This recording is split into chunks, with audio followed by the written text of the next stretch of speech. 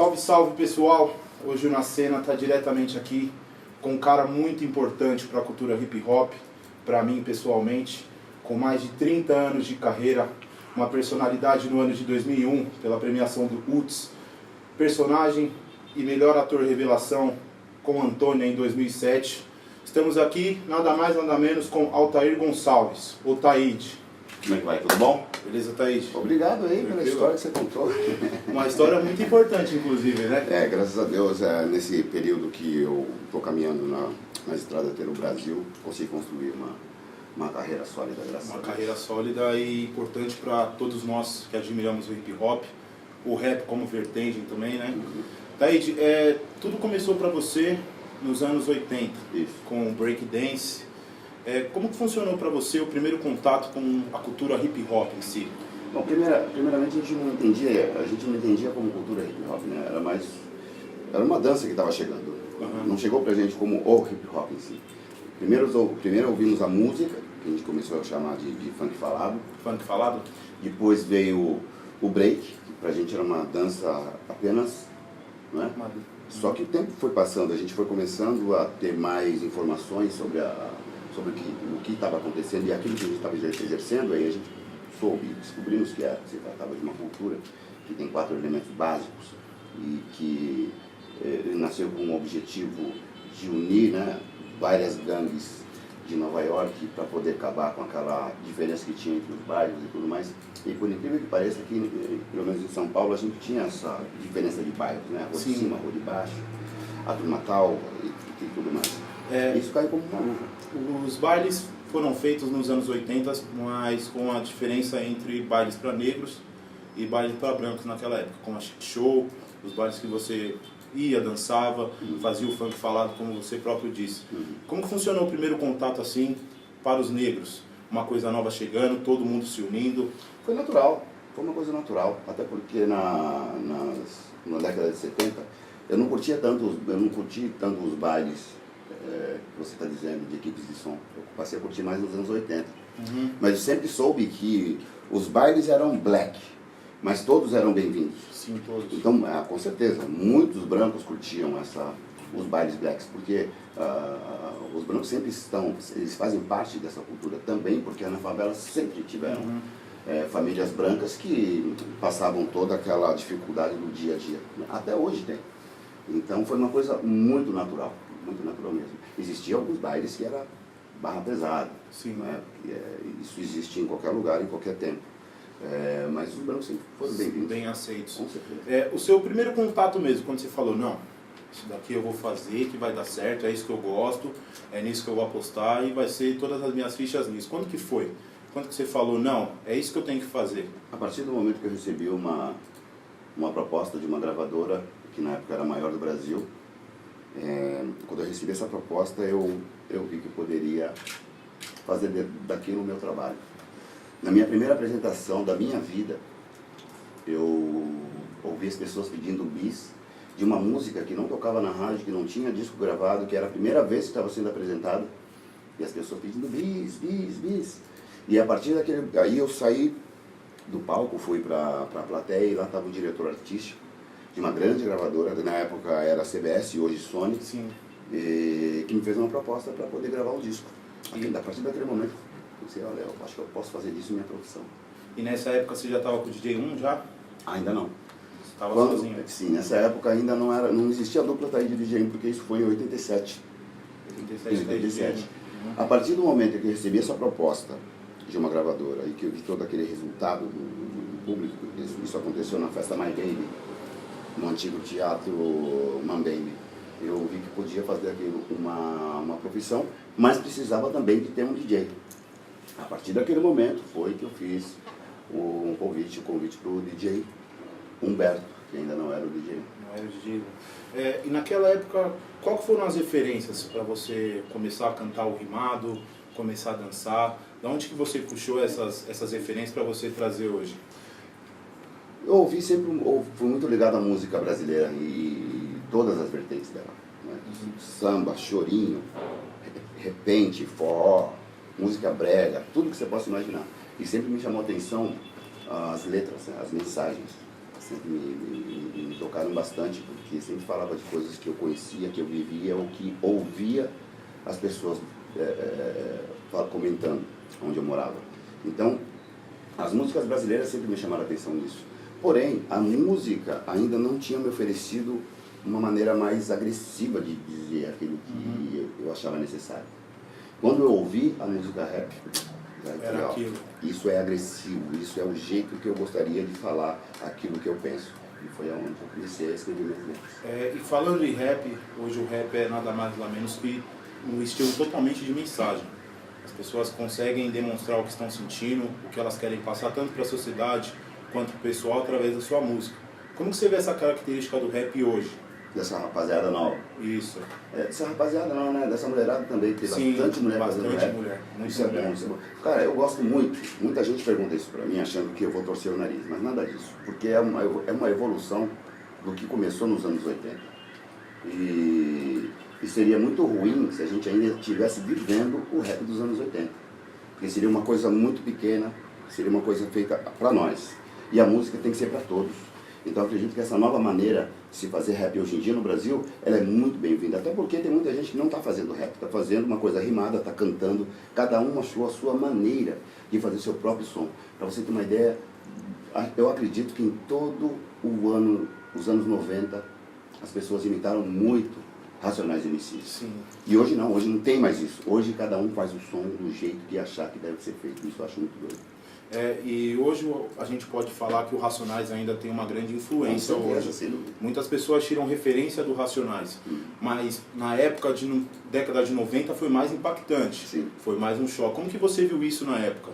Foi muito doido porque ninguém esperava Racionais MCs, né? Ninguém esperava. Foi um choque cultural porque a gente estava falando de um jeito e de repente veio alguém que mostrou que a gente poderia falar aquilo de uma maneira ainda mais contundente. Então, Racionais MCs não foi só um divisor de águas para aqueles que gostam de ouvir rap. Foi também para aqueles que fazem a música rap, principalmente para mim também, porque eu vi, poxa, eu posso continuar fazendo o meu caminho. Mas se eu quiser fazer um caminho diferente, está aí um ótimo exemplo. E você foi um cara que vivenciou todo o surgimento no rap. Racionais, você também presenciou aí o Sabotagem, você presenciou o Marcelo D2, também falou que tem você como inspiração. Como que você vê essas pessoas se inspirando, tendo você como a verdadeira referência? Eu não posso fingir que é um grande privilégio, uma grande honra. Mas eu também levo isso como uma coisa normal. É o resultado de um trabalho bem feito, um trabalho que as pessoas gostam, acreditaram naquilo que eu disse e começaram a também falar coisas que eles acreditam, porque se sentiram inspirados pelo meu trabalho. É um grande privilégio. O movimento breakdance, na sua época, foi uma coisa mais forte do que A febre. Foi mais forte naquela época do que a gente vê hoje. Mas eu tive a oportunidade de ver que ainda existe as pessoas dançando breakdance na Estação São Bento. Como que você vê hoje o movimento?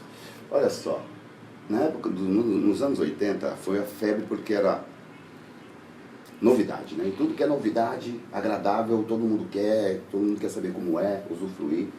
E foi isso que aconteceu. A dança break se tornou uma vitrine na época, teve até novela que usou na abertura pessoas dançando break, que era o Nelson Fantasia, que era a novela Partido Alto. Fizeram comerciais, fizeram um monte de coisa. Mas o mais legal de tudo, o mais importante inclusive, é que a gente conseguiu, de uma certa maneira, manter a dança break de uma maneira muito séria. O break de raiz ainda existe. As pessoas que dançam podem fazer comercial, participar de festivais, de mundial, como tem o BC One, que nós temos até campeões mundial próprio de breakdance. Sim, sim. E ainda existe o break de raiz. A gente conseguiu passar por toda essa fusão de vitrine, de sucesso e notoriedade para poder manter o hip hop raiz. Porque a dança break, pelo menos para a gente aqui no Brasil, é a base, é a raiz da cultura hip hop. Foi aquilo que chegou primeiro aqui para a gente. Taíde, eu tomei a oportunidade. Só para completar que o fato dessas pessoas estarem ainda frequentando uma vez por mês a Estação São Bento mostra a força e a resistência que ainda tem, né? Porque muita gente mudou tudo na Estação São Bento, né? Agora eles estão fazendo tem um anfiteatro agora, no meio onde a gente dançava, eles estão colocando uns tapumes que parece que vai ter lanchonete, restaurantes e tudo mais. Mas mesmo assim a gente está conseguindo arrumar um jeito de se encontrar uma vez por mês lá. E por que mudou do Ibirapuera? Porque antes era no Parque do Ibirapuera naquela época, não era? Sim. E por que teve a mudança do Ibirapuera para São Bento? Eu acho que o Ibirapuera era uma coisa que todos iam para se divertir. E como não tínhamos um lugar fixo, a opção era vamos todo mundo para o Parque Ibirapuera. Eu me lembro muito bem de quantas e quantas brigas e rachas que aconteceram lá no Ibirapuera. Mas quando surgiu a estação São Bento do metrô, não tivemos dúvida. Foi uma coisa instantânea. Vamos para a estação do metrô. Sim. Porque era uma coisa mais fechada, era uma coisa onde a gente podia se concentrar mais no que ia acontecer. Enquanto a Marquise do Ibirapuera, qualquer um podia chegar, qualquer um podia... Era um lugar de passantes, né, cara? Não dava para ter a concentração que vocês queriam. A gente ia no objetivo de fazer a batalha. Mas São Bento, a gente tinha como a gente conversar, tinha como a gente se concentrar naquilo que a gente estava fazendo, organizar as batalhas, sem falar que é um ponto que serve para todo mundo, é uma estação de metrô. E no Ibirapuera você tinha que pegar um ônibus, às vezes 2, às vezes 3, dependendo de onde você vinha. Então a conexão acabava ficando mais fácil para Com todos. certeza, ainda tinha o sino da igreja, que muitas vezes a gente usava para determinar o começo e o fim de uma batalha. Uma coisa que eu tenho curiosidade e eu vejo mais pela internet, né? Todo mundo falando que foi um fenômeno, foi um cara que passou e ficou como lenda. Mas eu queria ver a opinião do Taíde sobre o próprio Sabotagem. O que ele significou para você, tanto como música, como pessoa? Qual que foi a influência dele para a pessoa Taíde? O Sabotagem, ele chegou aí na minha casa. Eu participei de um projeto onde ele também participou, chamado Enxame. E ele é um cara que me mostrou que, independente de onde você vai, quão alto você possa alcançar o seu objetivo, você pode continuar sendo a mesma pessoa. Ele era um cara muito simples, que não escondia que ele teve um passado conturbado e que ele também não escondia que ele queria fazer com que esse passado fosse transformado em uma coisa muito positiva, né? E quando ele entrou na minha casa, ele me disse o seguinte: tinha um mural, me lembro que tinha um mural com várias fotos, e ele chegou para mim e disse: presta atenção em quem você convida para vir na sua casa. Porque muitas pessoas que vêm na sua casa, não vêm na sua casa porque você convidou, porque gostam de você, mas para ver o que você tem, o que você conquistou. Isso. Ele já passou a mensagem para ficar gravado. Não mais saiu da minha mente. Ele sempre foi um cara muito gente boa, loucão de tudo, sabe? Mas sempre foi um cara muito gente boa. Tanto que fez um disco e se tornou eterno. E como que foi para você ser a personalidade do ano em 2001? Para a pessoa Taíde, para o artista Taíde, todo o trabalho, todo o processo e no final chegar a ter aquele presente, poder sair consagrado de lá. Muito legal, foi muito importante aquilo. Até porque foi em 2001, né? Foi em 2001. Eu ganhei meu primeiro presente, que foi aquele disco ali. Vou pegar para você ver. Esse disco aqui, ele é muito importante na minha carreira, na minha história, porque ele marca meu primeiro grande prêmio. E esse aqui, eu sempre falo sem nenhum erro, é o prêmio mais importante que eu tenho. Chic Show. Porque eu ganhei esse prêmio eu lancei meu disco em cultura de rua em 88, e em 89 nós ganhamos isso aqui como melhor performance das mãos do Luizão da Chic Show em 1989, numa época que não tinha internet, numa época em que views ainda não existia esse termo. E não interessavam de nada. Não era hashtag, não era nada. Então a gente conseguiu conquistar o nosso espaço através da nossa arte. Então esse prêmio para mim, sem dúvida nenhuma, ele é o mais importante, porque quem me ofereceu esse prêmio foi o meu público, né? Então, e segue firme até hoje, né? Sem dúvida nenhuma, é um prêmio que eu tenho no coração. Posso um dia, quem sabe, ganhar um Grammy Latino, ganhar um prêmio sei lá das quantas e tal, mas nada vai superar esse daqui. Esse daqui quem me deu foi meu povo. Ele que me presenteou com isso, que conheceu o nosso trabalho, muito legal. E esse presente ninguém pode tirar, né? Não.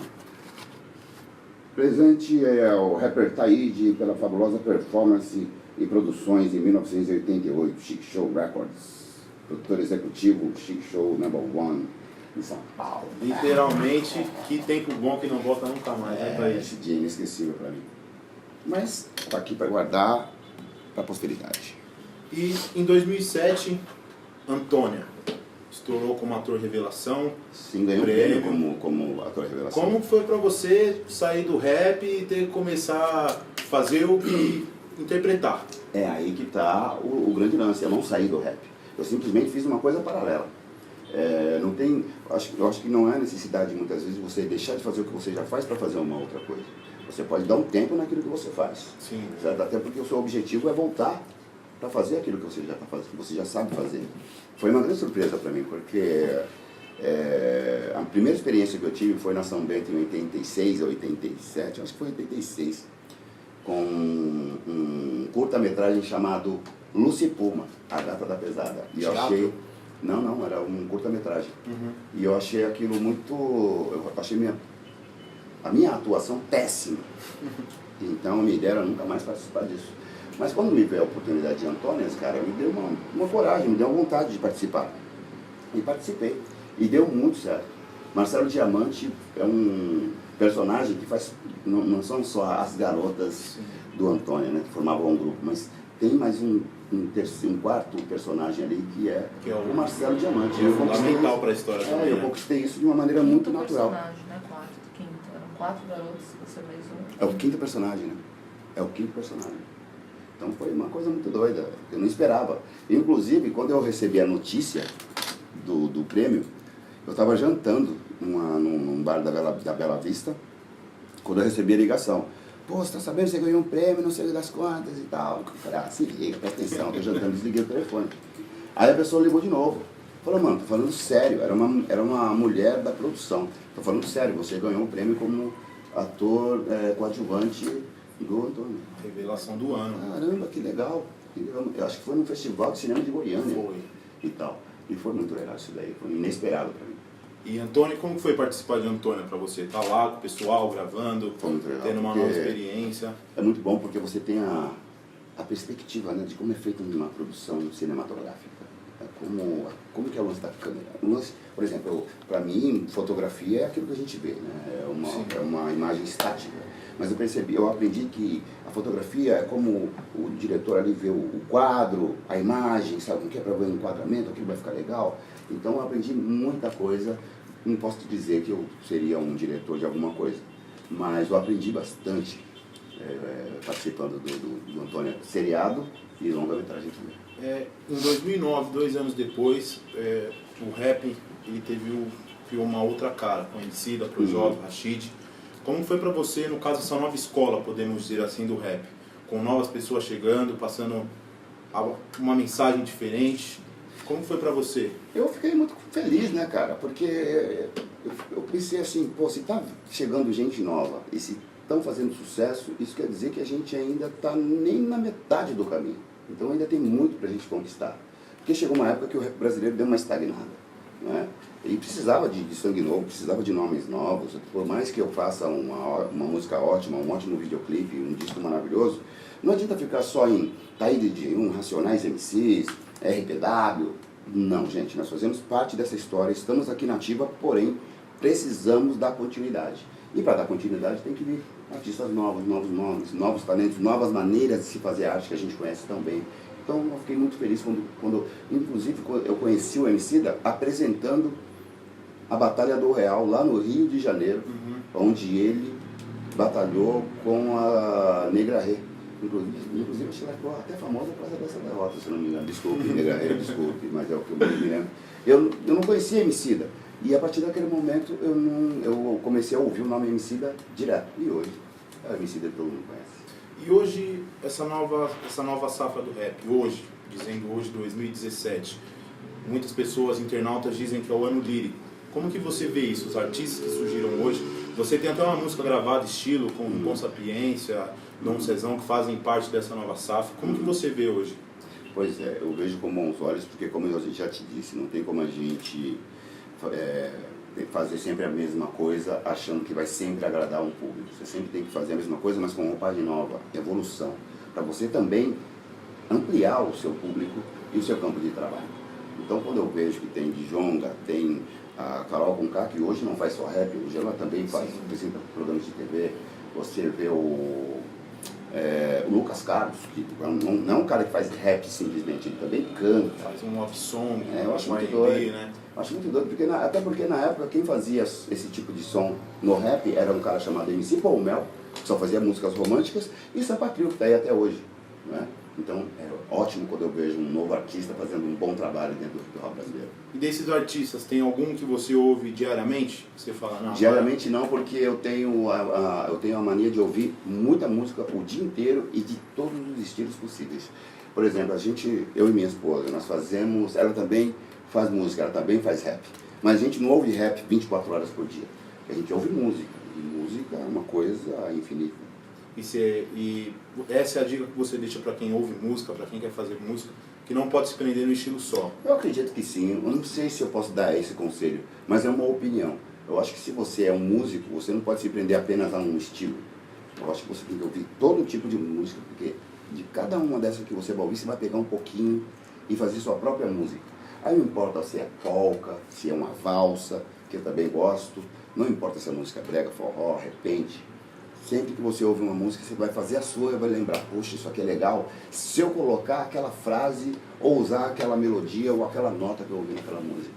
Agora, se você só ouve aquilo que você faz, só, a sua música vai ficar pobre, ela não vai ser rica. Não vai ter requisitos nenhum. Não, eu acho. A participação do Curtis Blow no seu disco, Que é esse disco. que é esse disco aqui, vamos que o som não pode Guardem parar. esta capa. Como que foi pra você? Ele tá numa faixa do seu disco, tá cantando com você, uma referência que você tem desde quando você começou. Qual que foi a sensação de estar com ele no disco? É muito louco, é um bagulho surreal, porque o Curtis Blow, ele, nos anos 80, ele foi a minha primeira referência de rap. Eu não sei te explicar isso. Não sei te explicar isso, porque a primeira música, o primeiro disco que eu vi do Curtis Blow é o The Dulce. E ali, naquele disco, se não me engano, tem The Breaks, tem várias faixas que são sucesso no mundo inteiro. E aí eu era um garoto, era um adolescente, eu devia ter o quê? Sei lá, 16, 17 anos.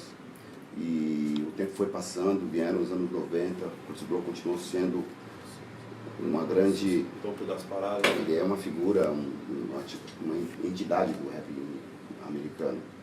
E ele foi a primeira pessoa que mostrou que dá para fazer rap com banda. Foi a primeira pessoa que eu vi que usou uma bateria eletrônica de uma maneira que me impressionou, que tem um vocal forte, que tinha as manias de... Então sem dúvida nenhuma, para mim, na minha opinião, é uma grande inspiração. E ter ele nesse disco é uma coisa surreal, que às vezes eu paro para pensar assim, eu não acredito que o Curtis Blow está numa faixa comigo. Nessa faixa, batam palmas, clap your hands. E ele aceitou uma boa, cara muito gentil. O contato funcionou como? Vou ligar pro Curtis Blow, quero Ele aqui. ele estava no Brasil, quem trouxe foi um amigo nosso, chamado Jai, e aí eu... Pô, será que ele faz um som comigo?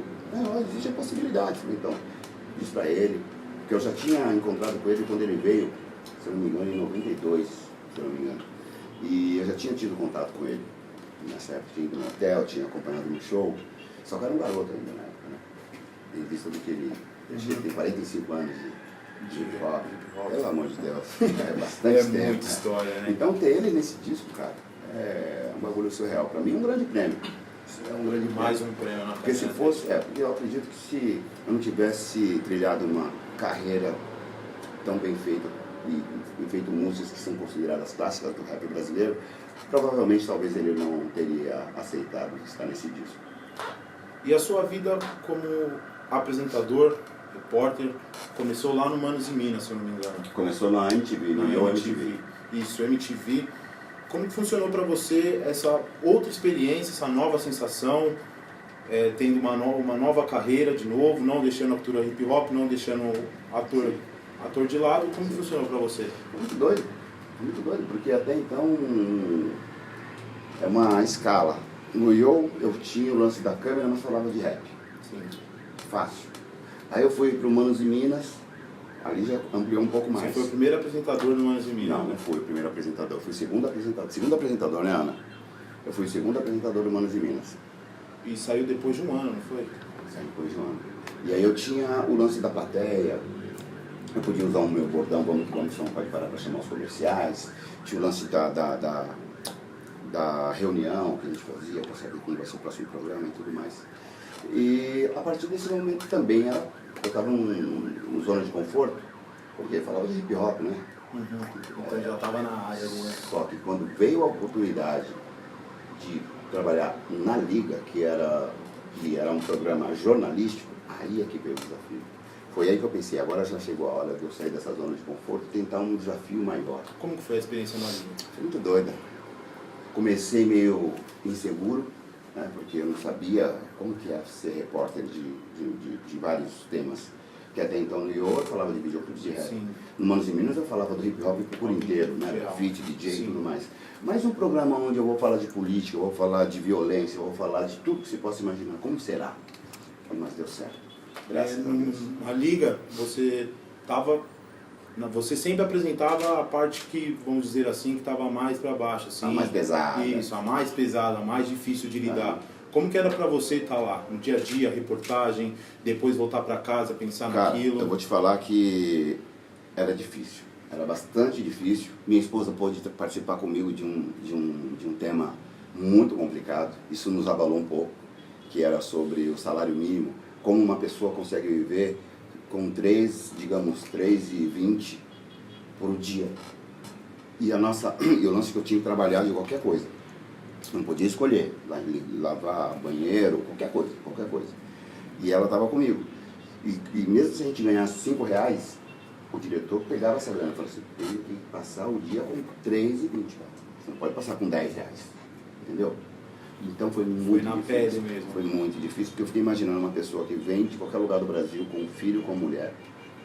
Né? Porque quando você está sozinho, qualquer sofrimento é mais fácil, cara. Agora, se você está com mulher, se você está com filho, o sofrimento não é o seu apenas, né? É o sofrimento de uma família inteira. Então, eu comecei a notar que realmente a gente às vezes reclama de barriga cheia, foi bastante difícil, psicologicamente foi difícil. Taíde, pro pessoal do Na Cena, pros seus fãs, pros fãs de rap, pros fãs de hip hop, qual é a mensagem que você deixa depois dessa entrevista, depois das suas experiências, depois dos seus 30 anos de carreira, que se Deus quiser vai continuar muito mais ainda, o que você deixa, sua mensagem para todos? Eu digo que é importante você não achar que o que você faz é o suficiente. Você tem que aprender tudo que tiver ao seu alcance. Se você tiver uma profissão, ótimo, mas se você tiver duas, melhor. Se você tiver três, então você está acima da média, isso é ótimo.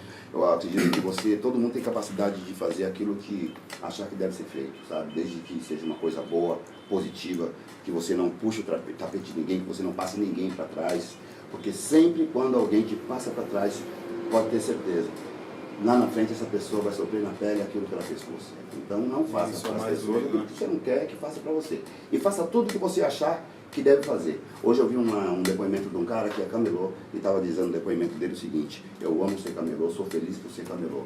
Não pelo fato de ser camelô, mas por fazer uma coisa que eu gosto de fazer.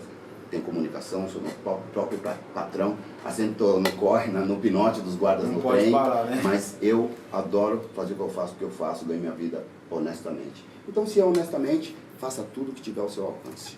Tá certo. Taíde, eu agradeço de coração a oportunidade. Eu sei que você veio assim de baixo como nós também, Sim. Então você sabe que a caminhada Não sozinho é não é fácil. Não é fácil. Então eu agradeço muito por essa oportunidade, por você ser uma referência para todos nós que amamos o hip hop e por esses 30 anos maravilhosos de carreira, viu? Eu agradeço. Muito Espero obrigado. que daqui a 10 anos, quando eu estiver com 60 anos, se Deus permitir, vocês venham me entrevistar de novo para falar sobre o que eu vou fazer daqui 5 anos.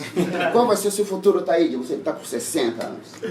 Pessoal, essa entrevista foi com o Taíde, o ícone do hip hop no Brasil. A gente agradece a oportunidade, tomara que você assista, deixe o seu like, aperte o sininho aí. Essa foi a entrevista com o Taíde. É isso aí, vamos que vamos. Tamo junto. Obrigado, Taíde.